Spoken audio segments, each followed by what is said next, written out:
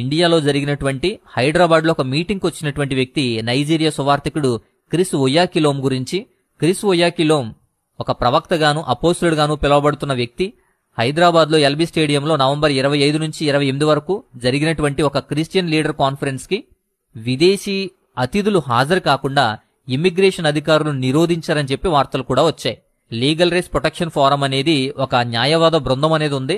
ఈ కార్యక్రమం జరుగుతున్నప్పుడు వాటి గురించి విని వాస్తవంగా ఒక మతపరమైన ప్రచారమని, మతపరమైన సభ అని, పైగా మతం మార్చడానికి వచ్చారని, ఆ ప్రోగ్రాంను జరిపేవారు వీసా ఆంక్షలను తప్పించుకోవడానికి దాన్ని తటస్థ సదస్సుగా తప్పుగా చూపించారని చెప్పి కేంద్ర హోం మంత్రిత్వ శాఖకు ఫిర్యాదు చేసి కంప్లైంట్ చేశారు.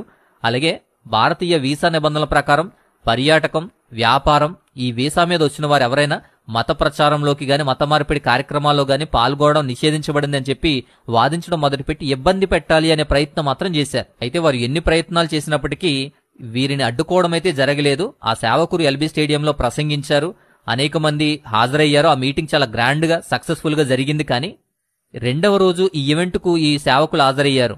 తర్వాత ఈ లీగల్ రైట్స్ ప్రొటెక్షన్ ఫోరం వాళ్ళు మరలా దీన్ని తీవ్రమైన పరిపాలనా లోపాలను ఎత్తుచూపుతూ విమర్శిస్తూ మొదలుపెట్టారు.